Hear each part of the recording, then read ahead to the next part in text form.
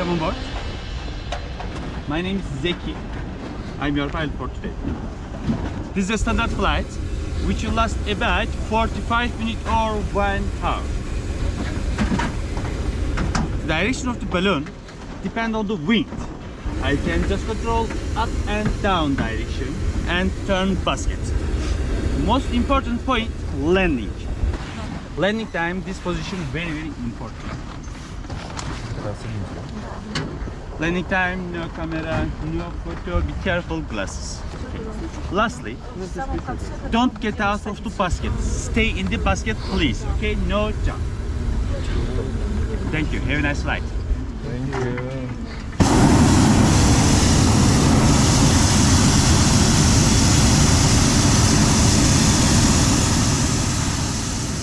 Основной целью двухнедельной поездки в Турцию было катание на лыжах на горнолыжном курорте Erciyes, который находится в центральной части страны.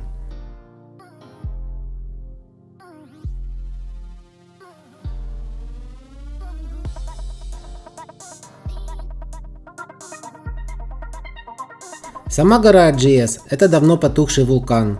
Ее высота составляет 3917 метров. Сейчас вершина горы покрыта снегом круглый год, даже летом. Когда стоишь в кратере вулкана, создается такое впечатление, что ты находишься в ледяном сердце Турции. Чуть позже оказалось, что всего лишь в 60 километрах от Erciyes'а находится другое, не менее интересное место – Каппадокия, которое впоследствии я назвал для себя горячее сердце Турции. Именно лава из вулкана Erciyes сформировала невероятный ландшафт Каппадокии.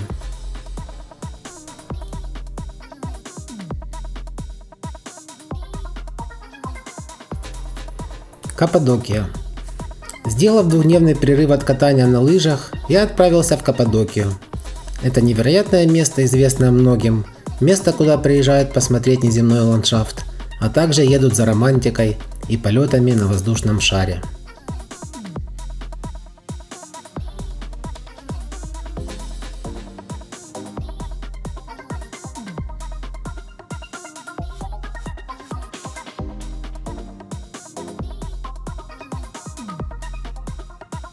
Если вы едете самостоятельно, то необходимо позаботиться о транспорте, а также о ночлеге.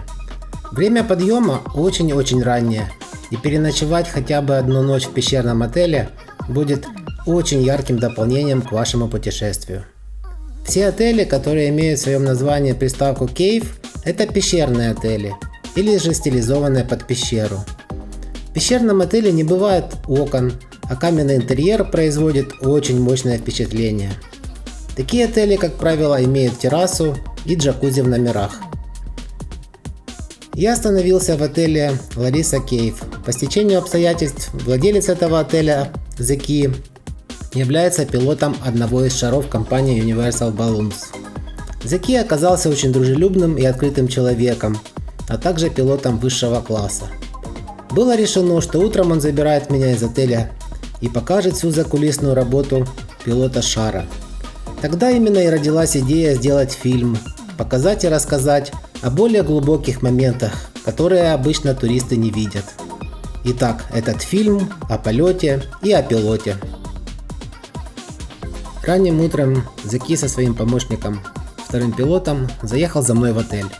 Мы выпили кофе, обсудили планы, и вот как выглядит обычный день пилота воздушного шара в Каппадокии.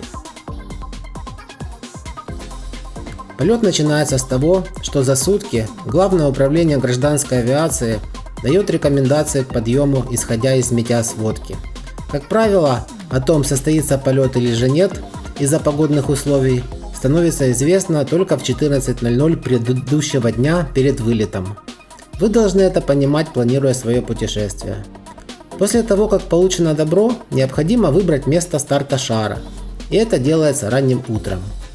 Таким образом, мы выехали на место, где уже находилось несколько человек.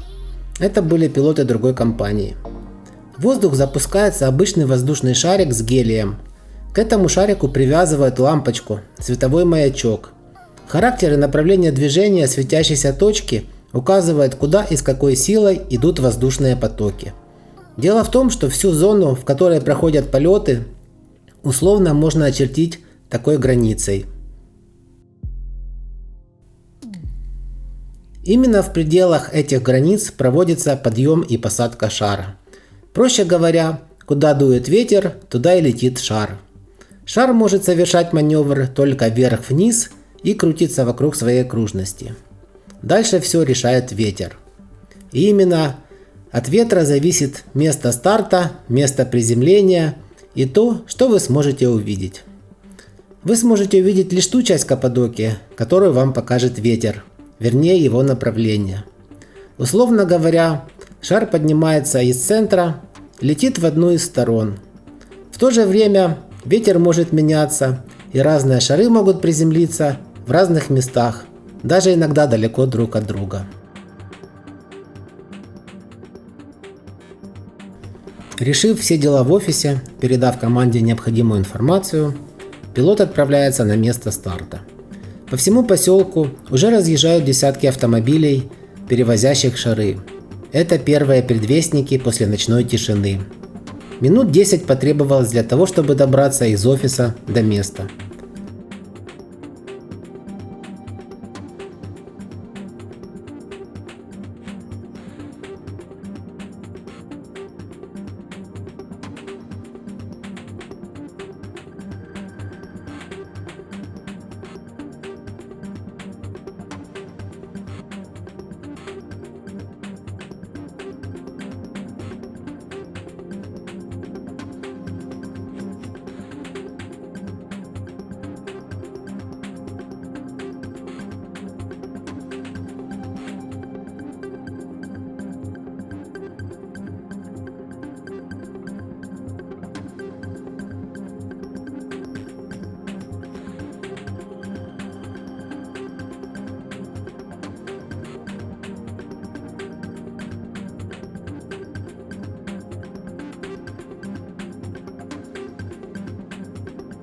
Команда раскладывает шар на земле и затем включает большой вентилятор, направляя воздух вовнутрь шара. После того, как шар заполнен воздухом и принимает очертания, воздух начинают подогревать газом. Самое первое мощное впечатление на площадке именно в тот момент, когда среди утренних сумерек вспыхивают огненные языки, озаряя окружающее пространство. Очень красиво. Можно долго стоять и наблюдать за этой магией. Пульсирующие огненные языки пламени – это и есть импульсы горячего сердца Турции, Каппадокии. Огненные языки – движущая сила для развития и существования всего туристического региона.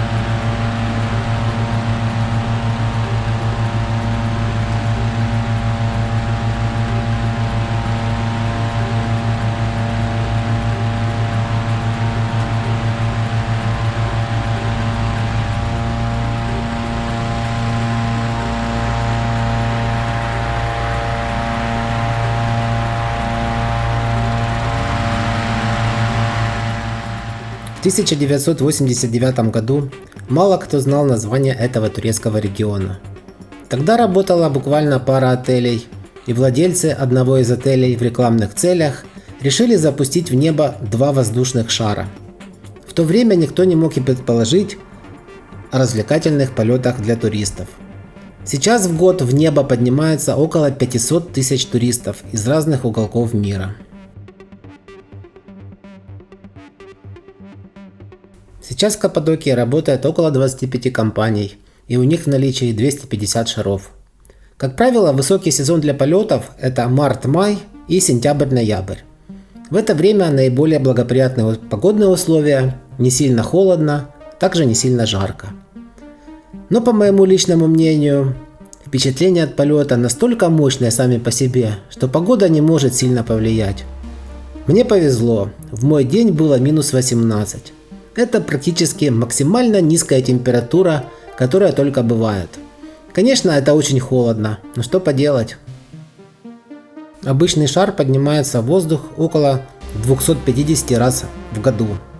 Подъем возможен только один раз в день, ранним утром, пока еще не взошло солнце и не нагрело поверхность земли.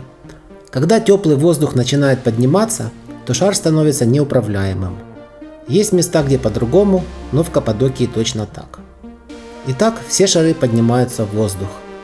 Можно сказать, что несмотря на то, что есть 25 компаний и 250 шаров, все действуют достаточно слаженно. Все пилоты имеют связь друг с другом по рации. Это очень важный момент для безопасности.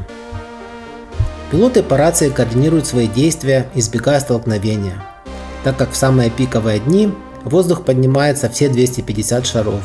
Можете себе представить, как такое количество шаров занимает все пространство. В этом случае шары поднимаются по очереди, группами с интервалами. Иначе они бы просто не поместились в небе. Все компании между собой находятся в достаточно хороших и дружеских отношениях. Конкуренции и борьбы как таковой нет. Туристов хватает на всех, даже с избытком.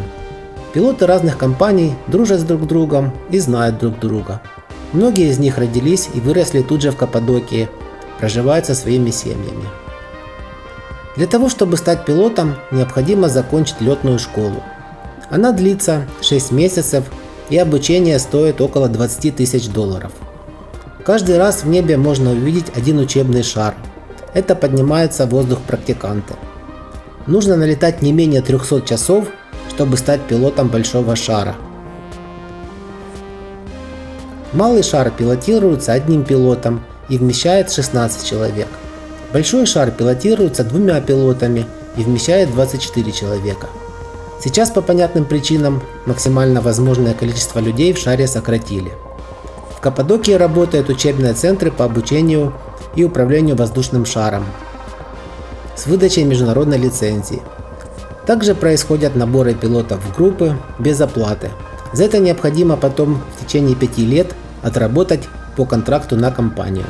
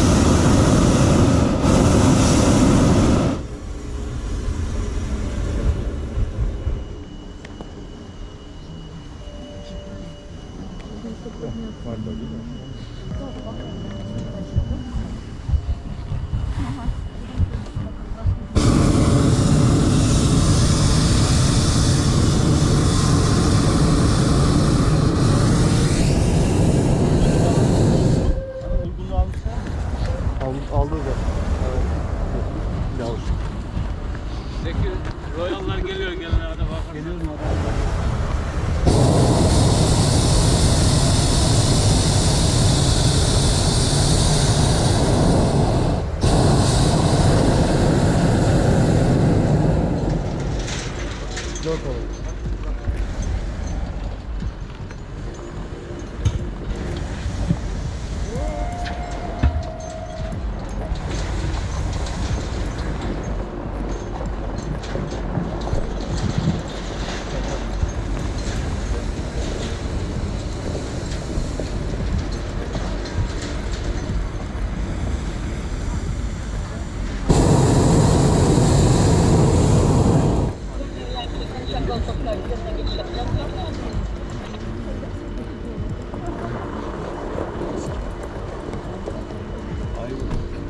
Yer seviyesine kalkalım. Ali abi, yer seviyesi kalkıyor. Okay, are you ready?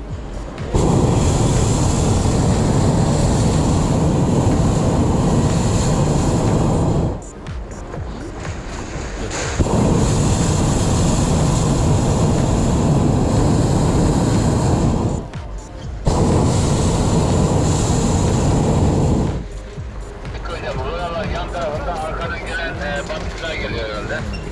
Şöyle var fazla yükselmiyor. Tamam hocam. Yükler geliyor.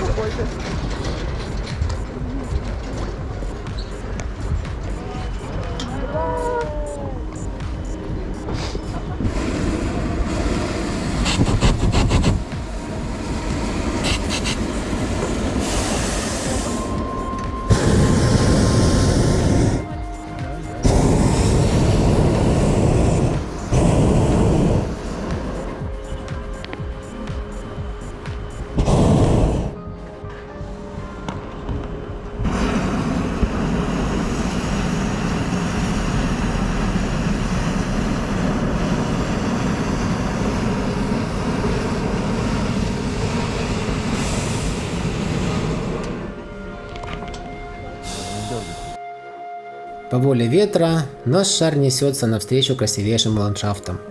Подъем происходит очень мягко и плавно. Совсем нет ощущения страха, боязни высоты.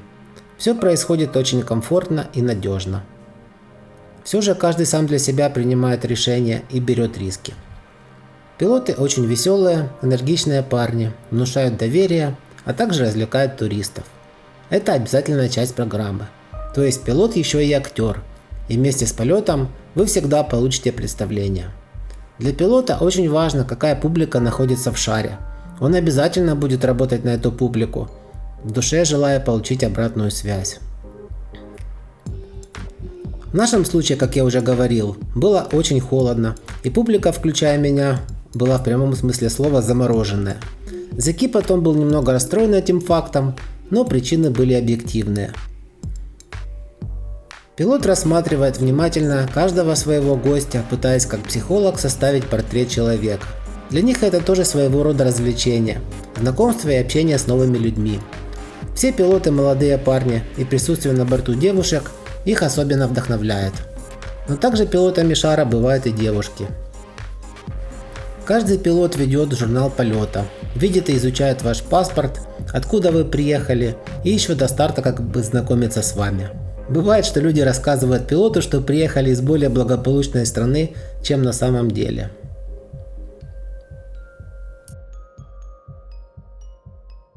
Высота подъема шара находится в пределах от 300 до 500 метров. Законодательные ограничения позволяют подниматься на высоту до 800 метров в будние дни и до 1400 метров в выходные дни. Шар то поднимается повыше, то опускается практически до самой земли. Иногда было ощущение, что большую часть полета шар, условно говоря, плетется по земле. Когда вы видите фото шаров, у вас создается впечатление, что полет происходит высоко в небе. Но по факту в основном вы рассматриваете долины достаточно близко, опускаясь в них, иногда даже на метр от земли. Исходя из погодных условий и желания туристов, пилот спрашивает общее мнение и может поднять шар на максимально допустимую высоту на короткий промежуток времени. Раз уж целью этого рассказа является не просто восхищение окружающими красотами, а и какая-то полезная информация, давайте рассмотрим 3 основные причины страха или опасности, которые могут возникнуть. Я делаю это с целью показать их вам и объяснить, как с ними работают. Если у кого-то есть страхи, я объясню, как люди работают, обеспечивая вашу безопасность. Первое. Погоду как основной фактор мы уже обсудили. Очень тщательный подход. Разрешение от Главного управления гражданской авиации. Полет невозможен при сильном ветре и осадках.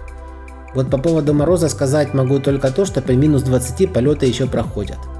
В нашем случае пилот отказался поднимать шар выше 400 метров, так как на этой высоте температура воздуха была уже очень низкой.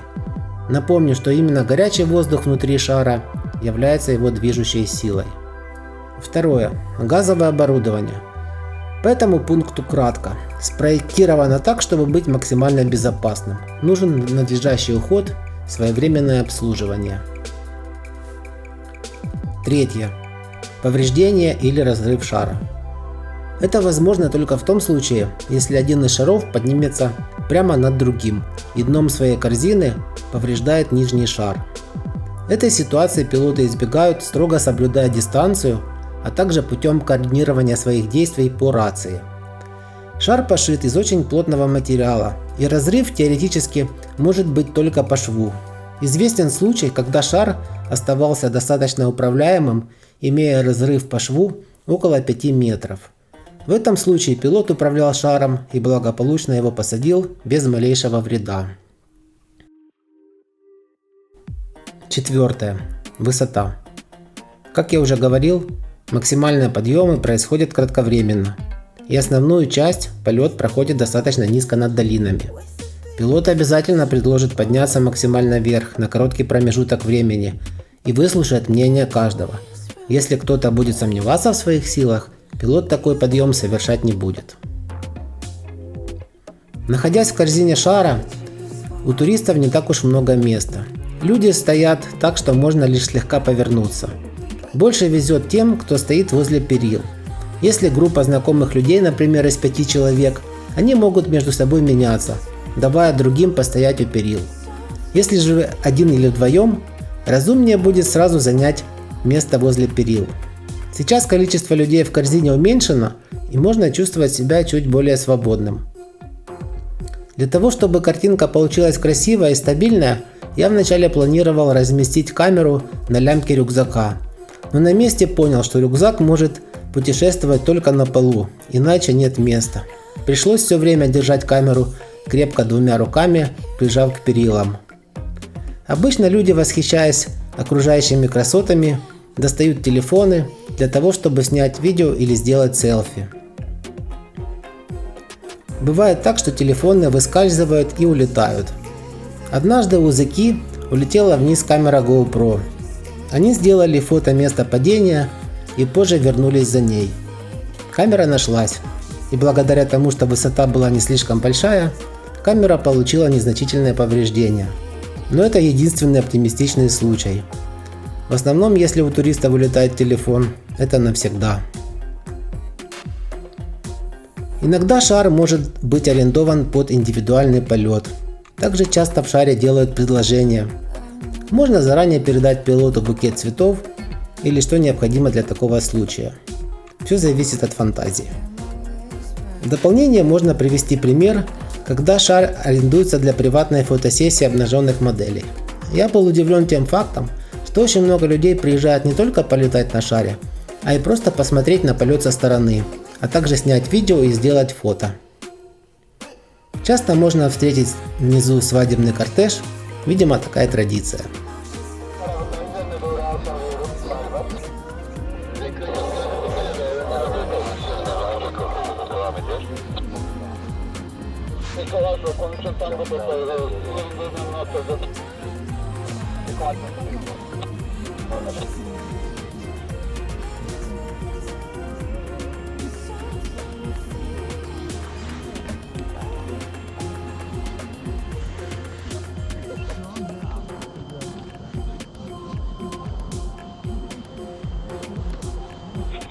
Papa Zulu'nun yerinden alçalıştayım.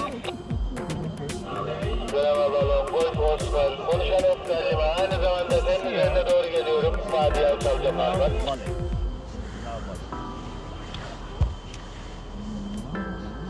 Golf Oscar anlaşıldı mı?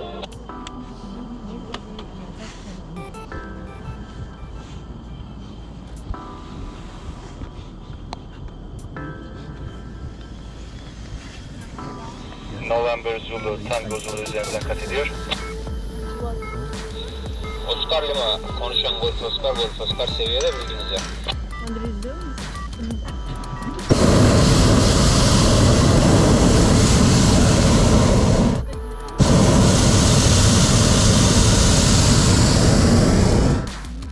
Oscar Lima anlaşıldı, Golf Oscar seviyede. Anlaşıldı, tamam. Oscar değil mi hocam? Ben Kangusiye'ydim. Oscar.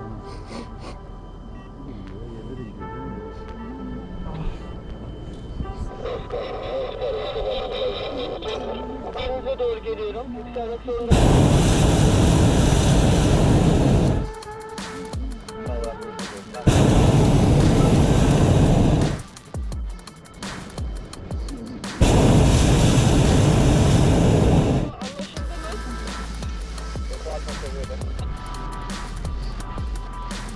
Golf Oscar şu anda tam üzerindeyim. Seni geçip alacağım. Aynı zamanda Mike Hotel konuşan Oscar Lima. Senin üzerine doğru geliyorum.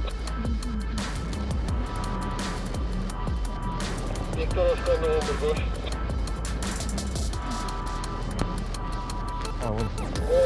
Victor Oscar Lima boş.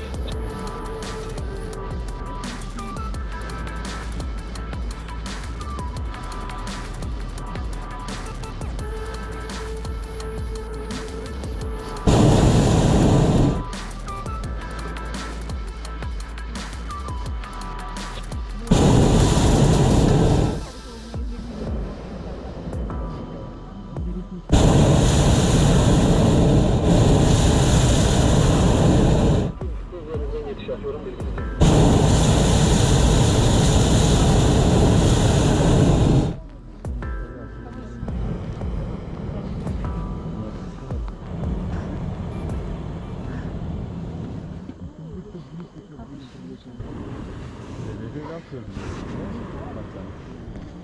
Balonda matçanda bir sıkıntı var. Matçanda bir sıkıntı var. Yerlere taşlar var. Aynen. Bakın böyle.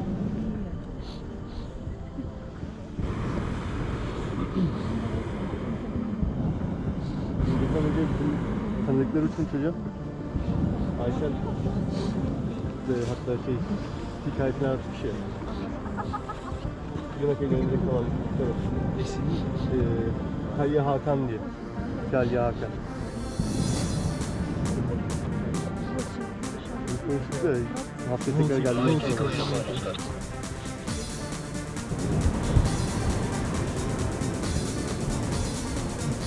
Echo Uniform Oscar. Mike Echo dinlemede. Geçiş yapıp alçalacağım. Anlaşıldı. Mike Echo bu seviyede biraz daha devam edecek. Ah, dá-se pra lá.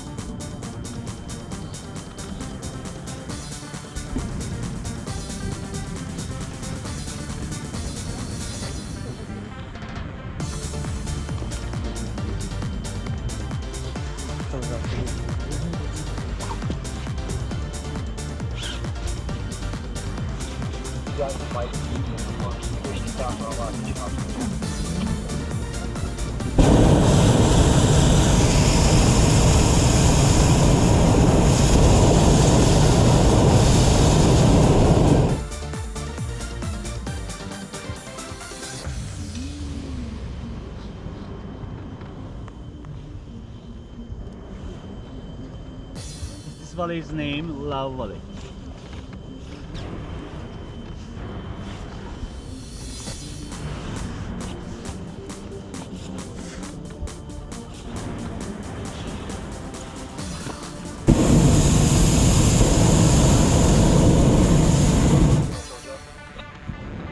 Anlaşıldı. Ya kime seviyede devam ediyor şu an.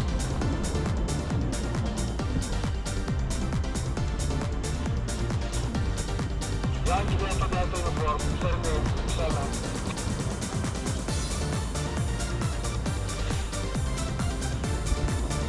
Yankee Delta Uniform. bir balon var şimdi. Yankee Delta daha fazla yükselmeyecek seviyede. Anlaşıldı. чтобы фокус был.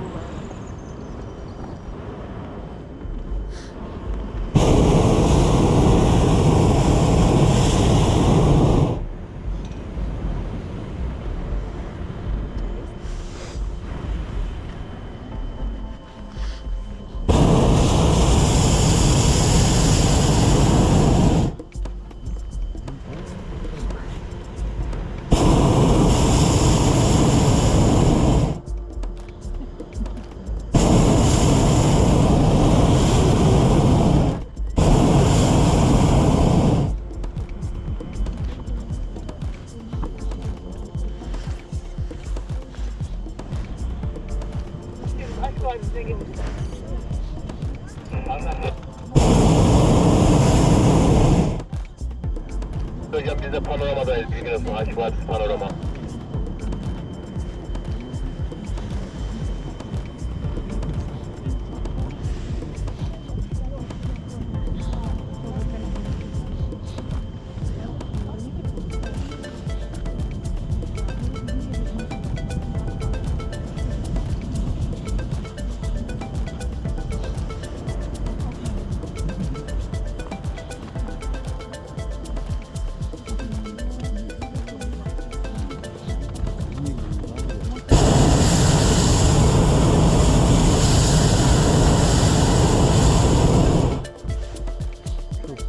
Bir yapmaya başladı.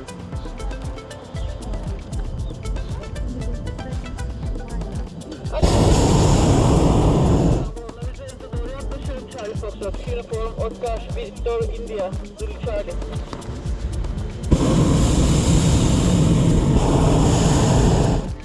Oscar alçalıp hadi devam edecek.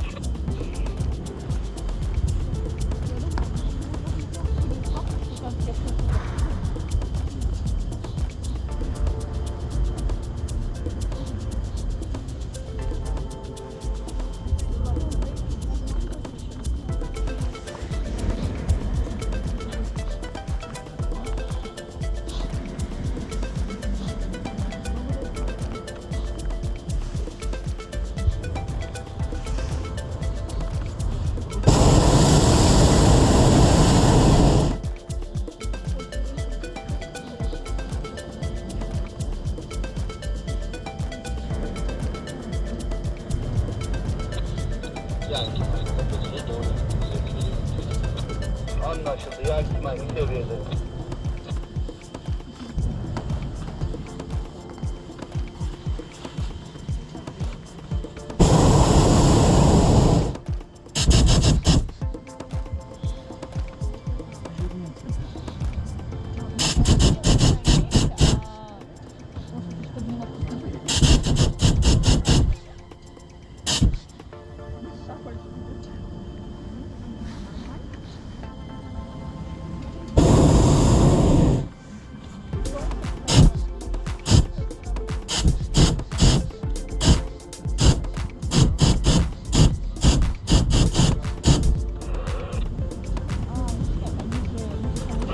November Golf, Victor Oscar şu an üzerinizden geçiş yapıyor. Yolumuza söyleme devam ediyor. Anlaşılıyor, süper.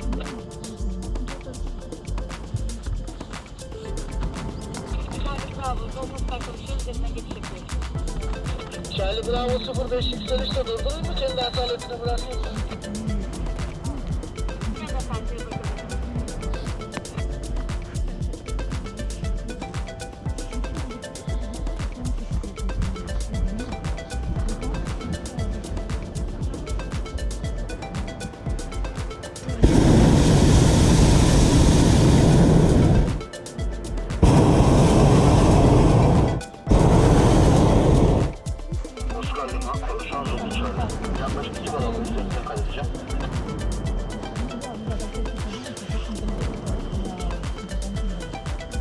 Alarm servis miyiz? Zeki hocam üzerine serbest.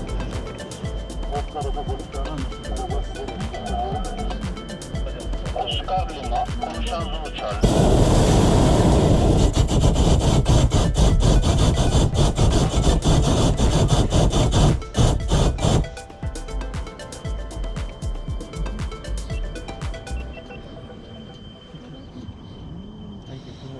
Anlaşıldı.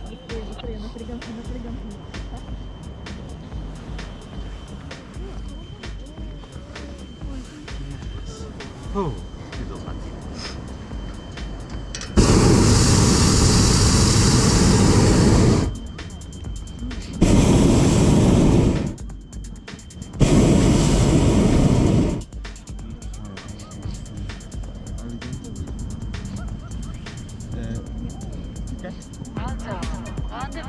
No. This side slowly in. This side.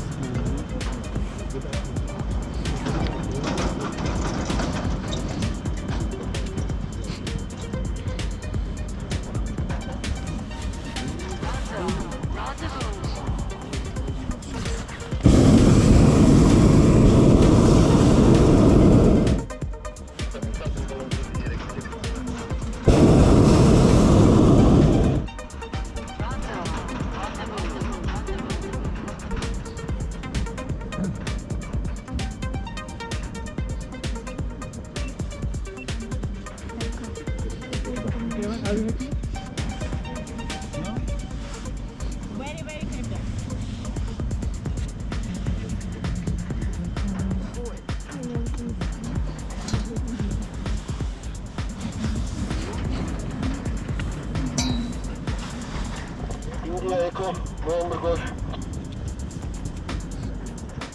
Dinlemede India Echo. Kuzey yönünüzden size doğru gelebilirim 13 kilometre. Anlaşıldı, birazdan alçalacağım. Tamam, anlaşıldı.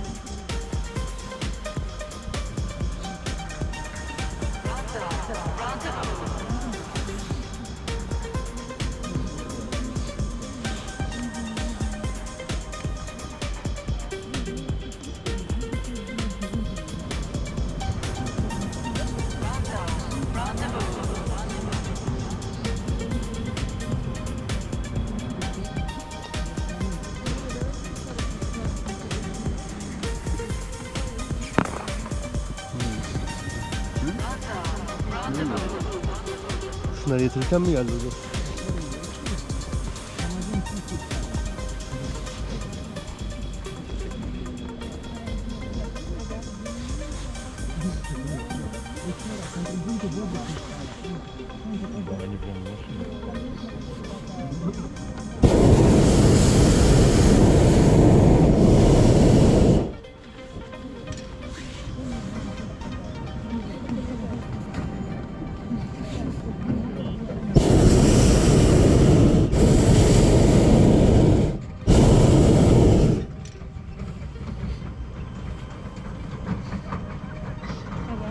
Kolay gelsin.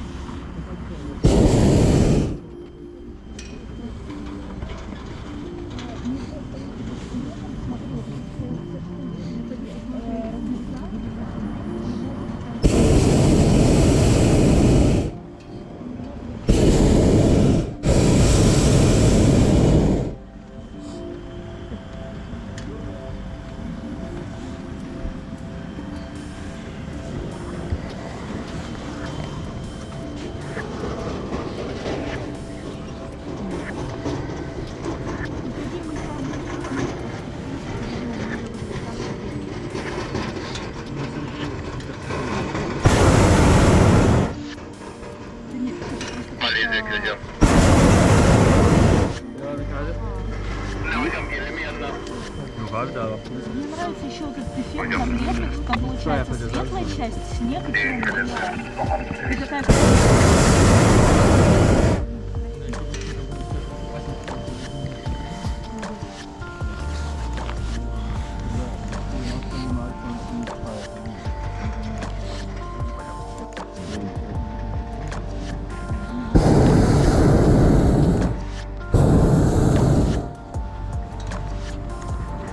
Hasan, İstanbul'dan biraz daha ileriye gideceğim.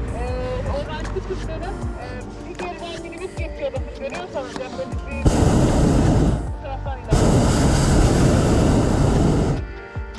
Ama ayaklarımı hissetmiyorum.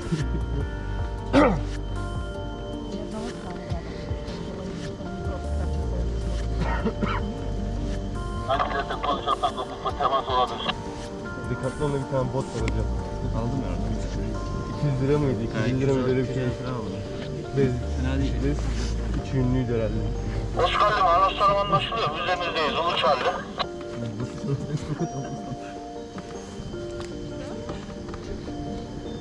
Yankee Delta kavak seviyesinde yükselecek. Mike Hotel konuşan temas yeri.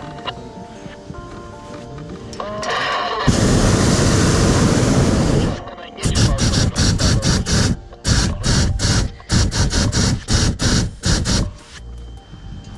Now very nice weather.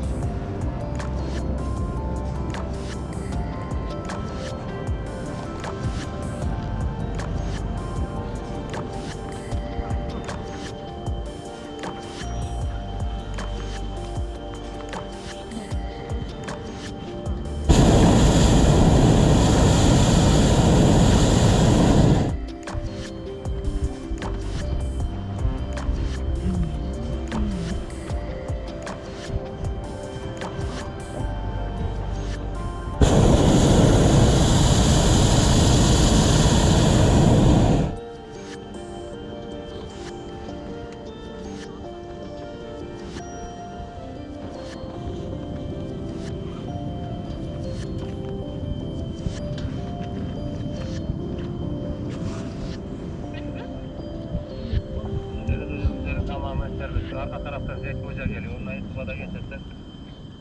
Hocam beni yana serbest, ön tarafında gökkuşağı rengi. Mike Hotel terbiyesi yere geçişini tamamladı. İyi uçuşlar. Anlaşıldı.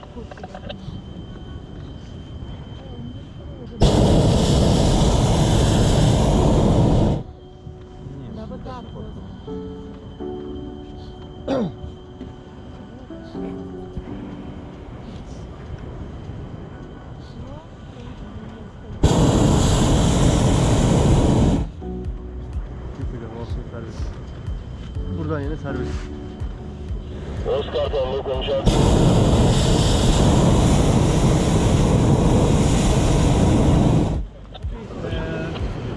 Now we are down valley because high level very fast. We have to go high level outside. That's the point. If you want to high level, you want to set. High level, down, down. Yes. High level, not good place. Wind direction.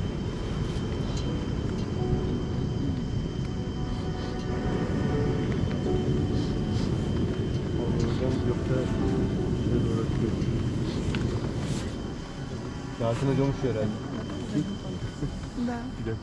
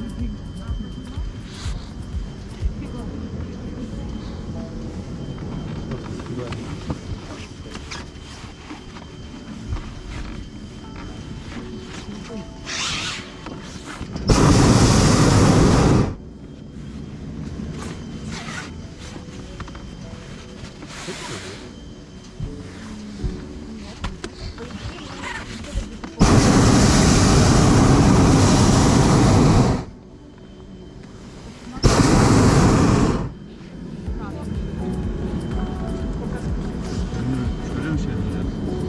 Bakıyor musun? Dönüyorlar şöyle.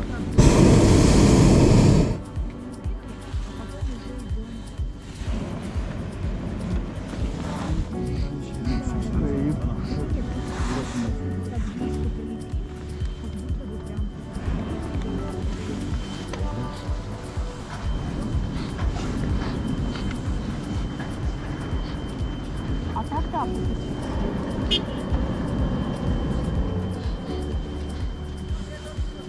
Uçuş araba.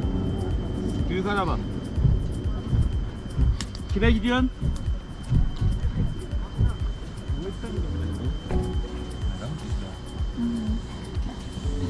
Kolunu çıkartayım hocam. Vidasından sök, vidasından. Vidasından. Vidası nerede? Değil mi hocam? Çıkar. Tamam çıkart.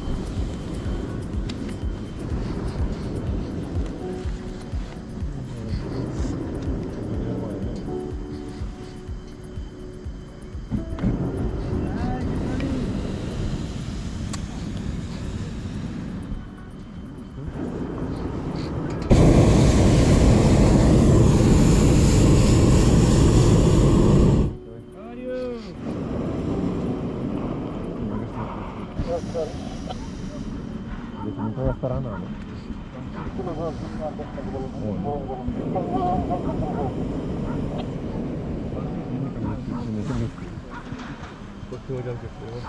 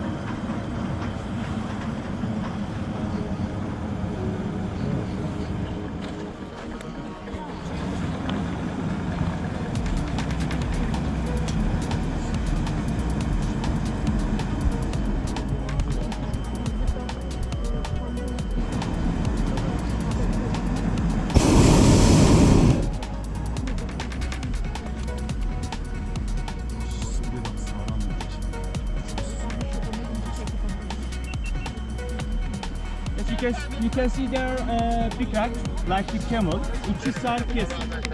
Uçhisar.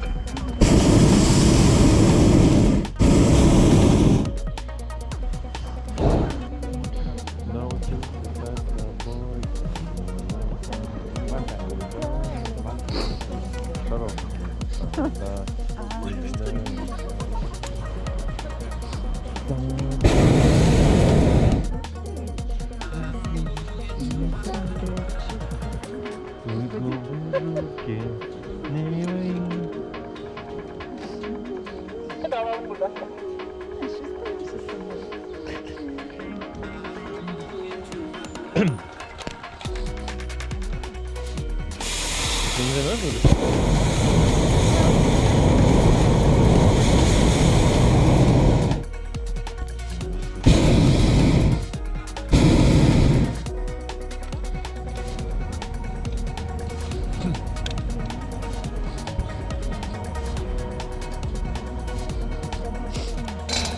Serbest olunca yükselelim abi.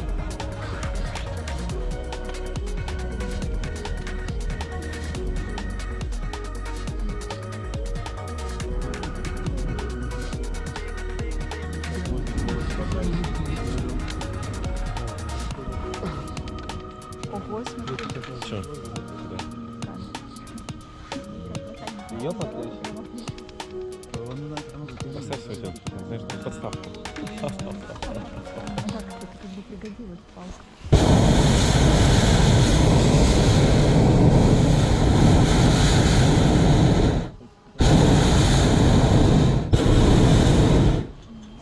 Так, друзі. Смотри, вон там вот видишь два темных таких Просто кровати. смотри. Маленькая нога, или можно себе И вывести поднять график. как совпадает. Ну, просто они прям вот видишь, что пробитые. Там три даже. От самого начала.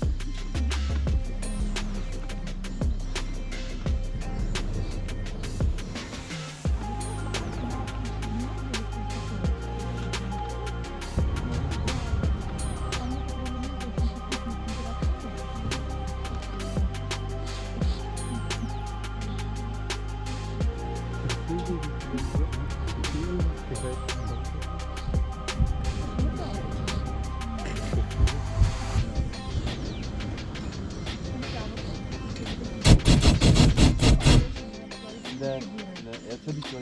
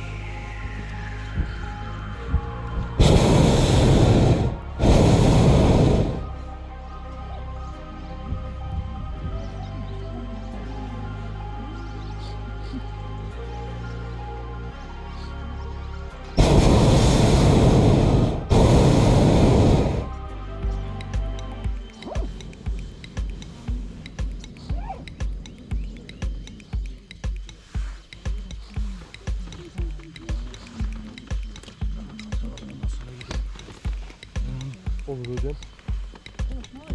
Gayet iyi çıkmadık.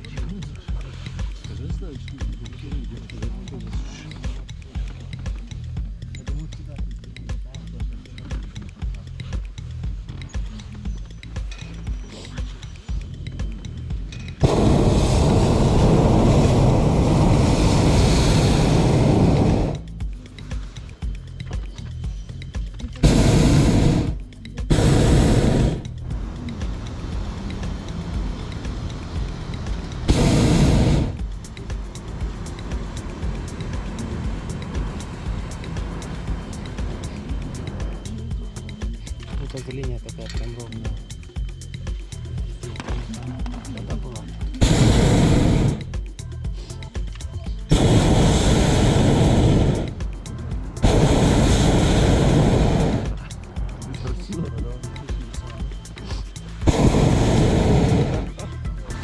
Yürürseniz sağımızda bir kaya var hocam. Onda kusar. А, то есть это, да. Kusara doğru gidiyor.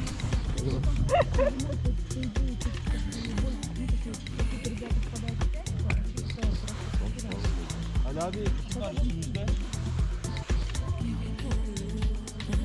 Çaprazda bir tane güvercin falan var. Nebi var orada, nebi. Abi geçin ya şöyle seveyim.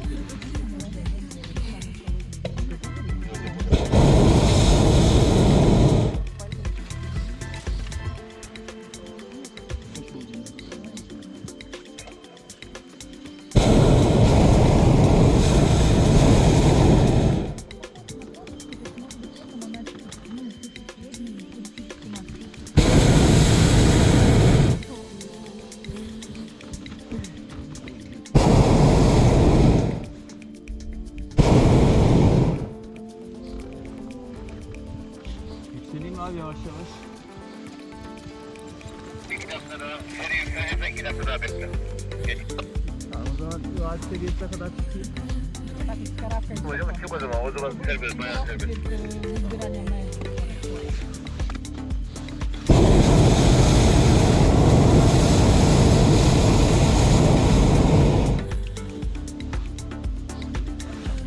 Tamam.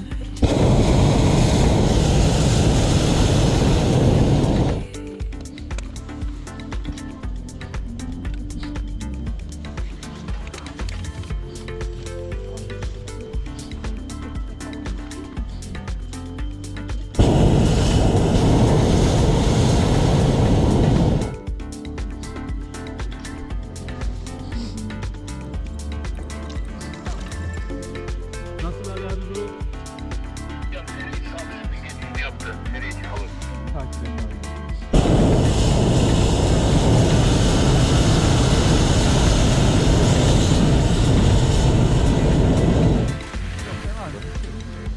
Yok yok. Bir tane güvercin var orada görüyoruz zaten. Bayağı bir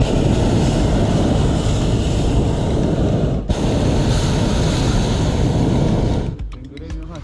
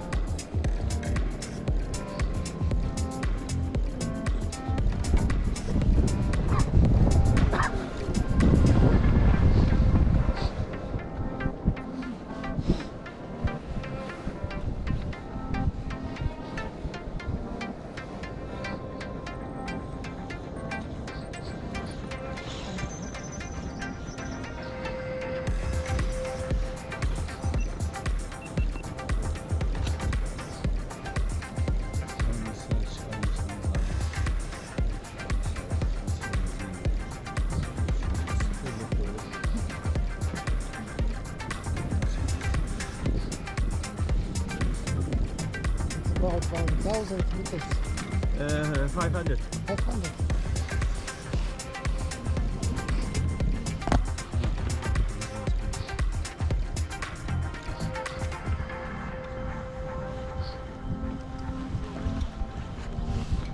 Бывало, людей на 1300 поднимали.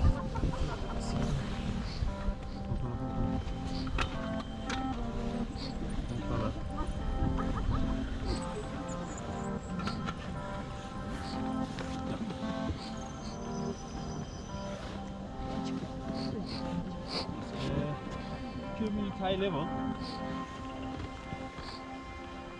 Is about 500 meters.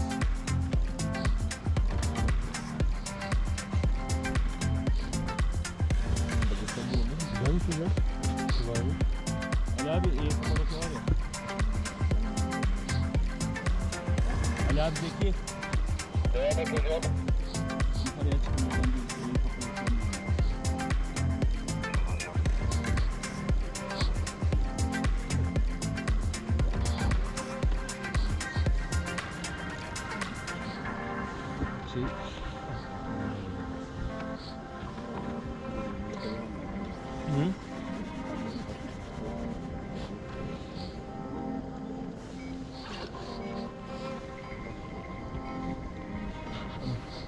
Şu an benden biraz uzak tutmuşlar.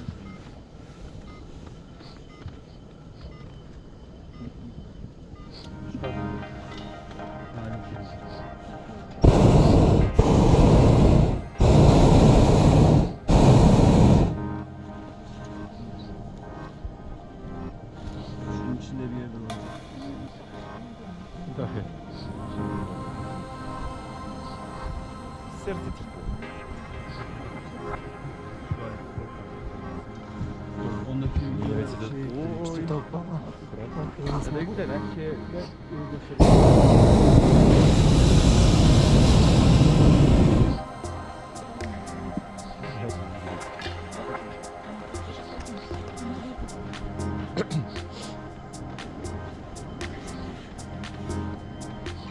Tamam abi güzel. Hadi çok iyi. 10-20-30 Evet.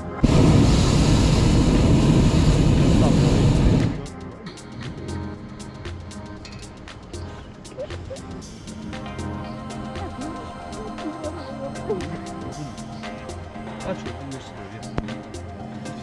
Gece ışığı açık kapalı buradan bak biliyor musun yerine?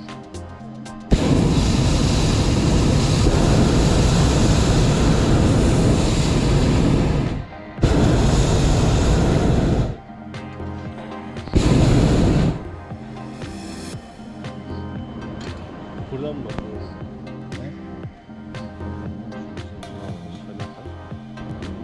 Ben sana işte yeşeriyor ya orada. Şu gece yeşeriyor ya. Açık kapalı. Bas Kapalı şöyle. hocam. He? Kapalı kapalı. Kapalı mı? Kapalı. Tamam. Neyse oğlum gece ışığı ya.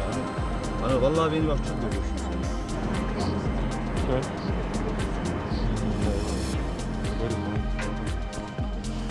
Oğlum Tamam bak.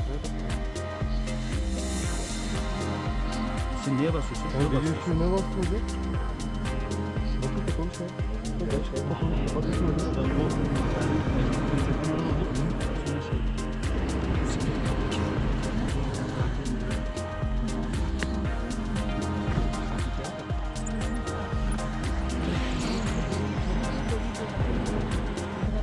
Ali abi neredesiniz? Ben hocam geliyorum. Biraz trafik yoğun da. Yolu kapatmışlar.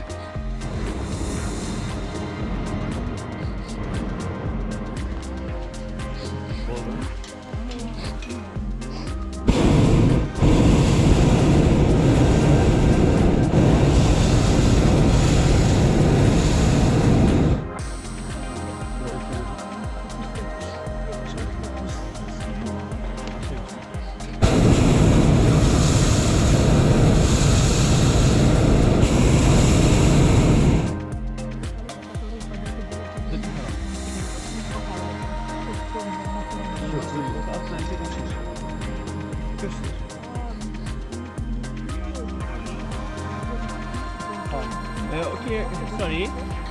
If want you can watch like video. About 30-minute video.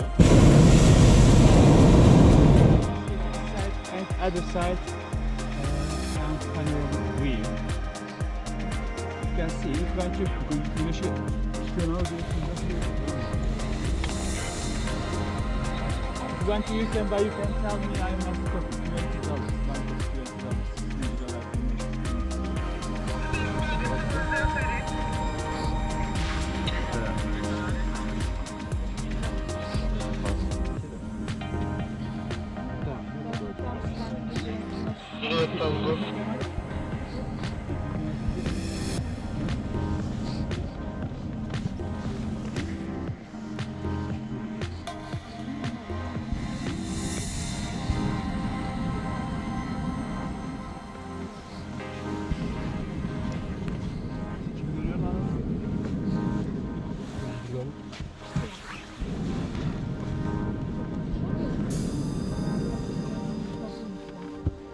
Abi neredesiniz ben göremiyorum sizi. Hocam. Var onun ilerisindeyiz. Hangisi bak şey Brothers mı?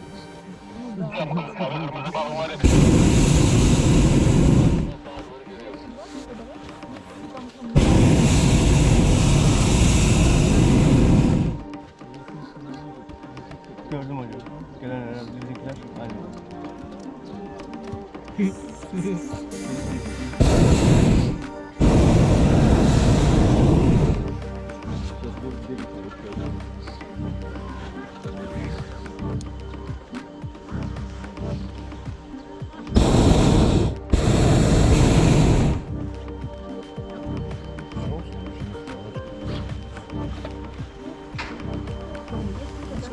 Incredible.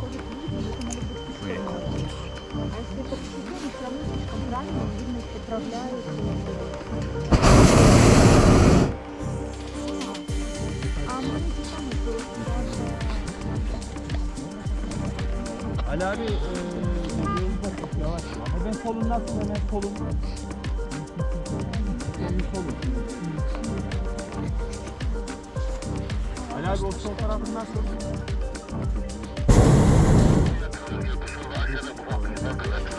Tam önümüzdeki orası bizim değil. Burası nasıl? Bir kutuyu yatırırız hocam. Çözüğü değil de. Büyük bir kapıya yatıralım. Başka yer yok burada. Yok başka yeri. Biz yolun altı var bir orası.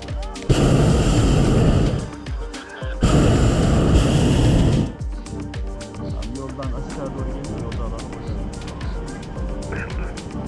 Geri gelebilirse geri gelelim.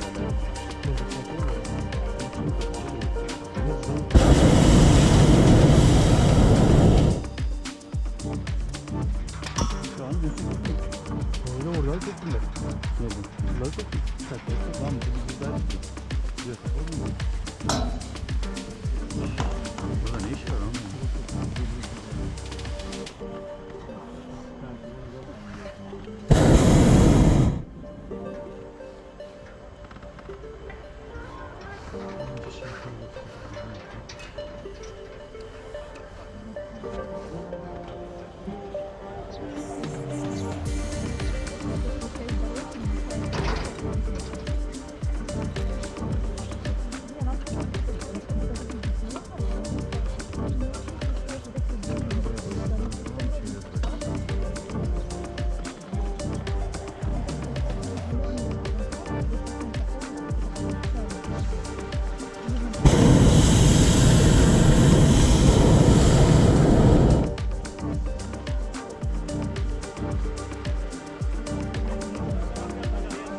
Aşağıda mı?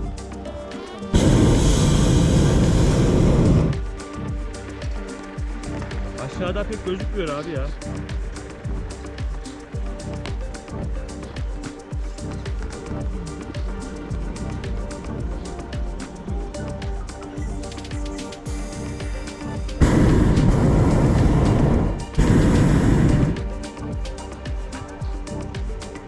Burada var da burası biraz dar ya. Ancak bunlar yapsın böyle.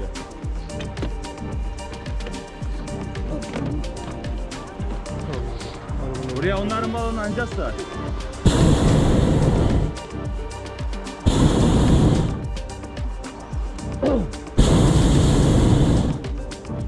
Biraz kötü var. Çok bir şey olmasa.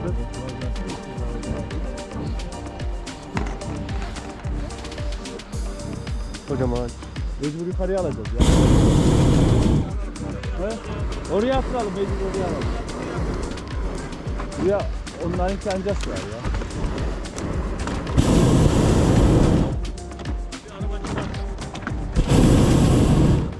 Bassa çekelim istersen.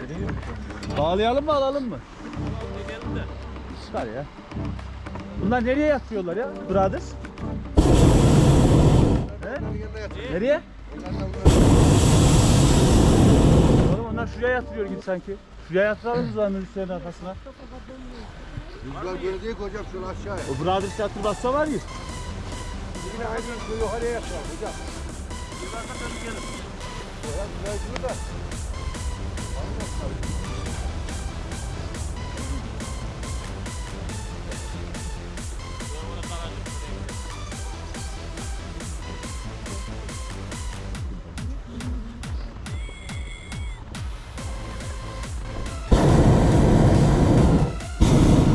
Araba kimin ya?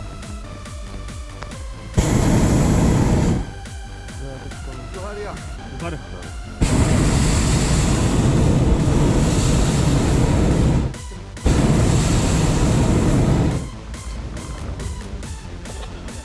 Okay, be careful please. Not any position, just be careful, okay? Birazcık. Be careful.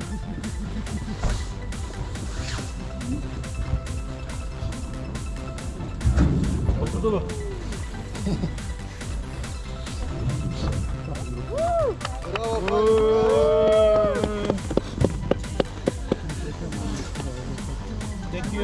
Thank you our team. They result very good. Thank you. Thank you.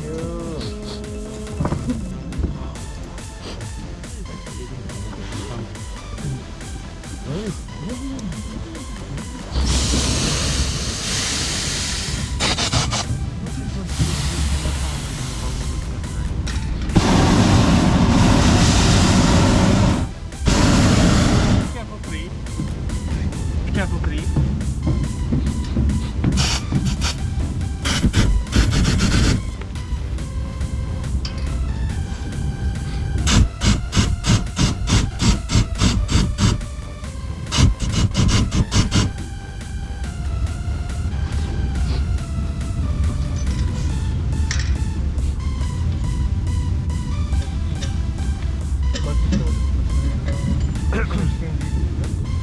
Zek.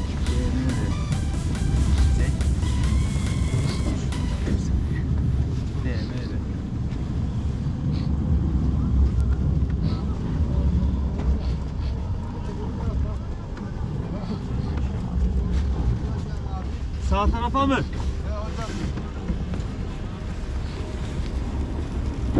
Şu mavi arabaya yapalım. Tamam. Gel oğlum. Biraz böyle yükseldik ya, yükseldik de yapacak bir şey yok, yoksa o yayına sana zahmet şunu bir al ya.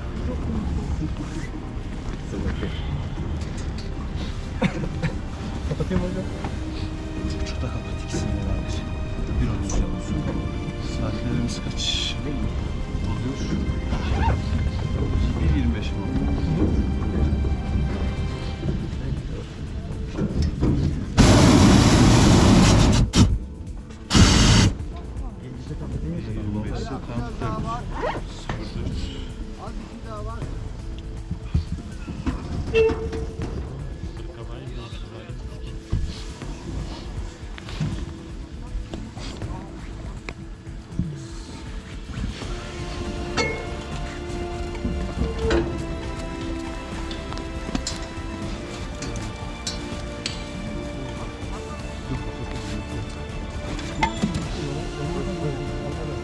İndirelim de ondan sonra çekerik.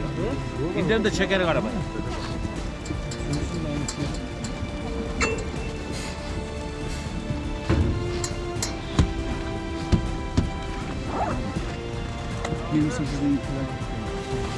Değil mi? Çektin mi? Çek Ahmet.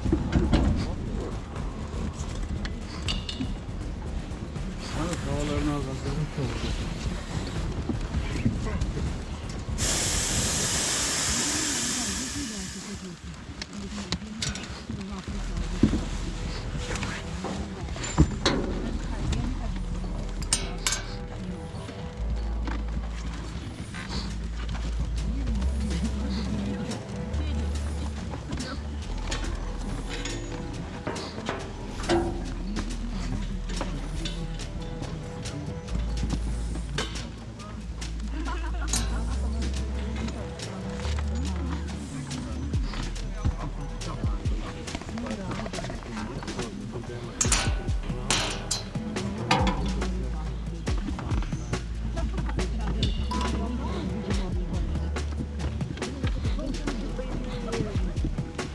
Sağa sola gidersen ağaca bağlayın değil mi? Sağa sol yaparsa ağaca bağlayın git. Geliyorum abi. Thank you, sir. Umar.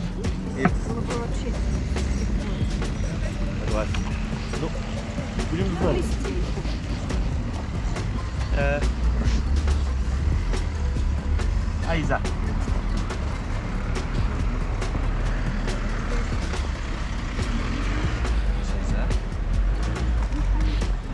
Gülnara.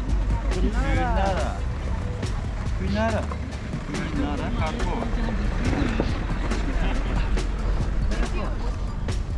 Кстати, на земле теплее.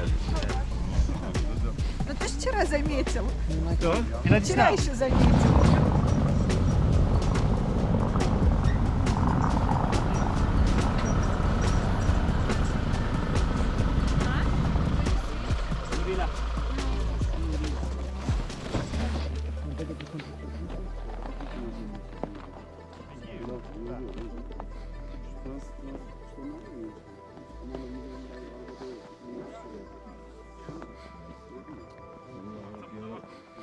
Benim gibi gideceğim sanırım.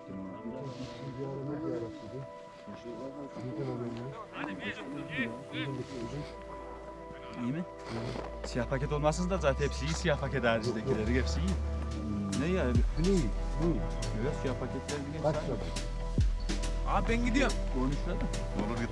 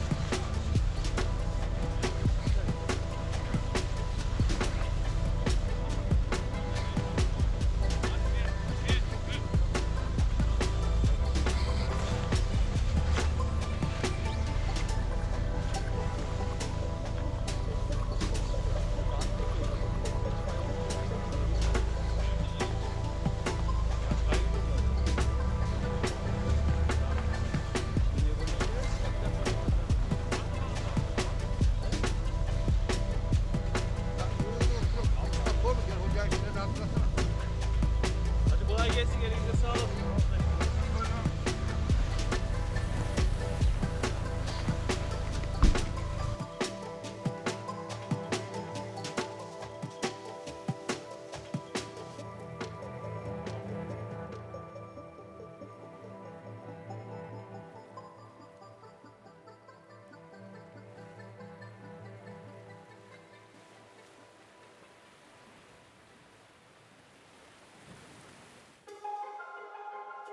Покидая Каппадокию, я чувствовал, что часть меня останется в этом месте, а я сохраню воспоминания на всю жизнь.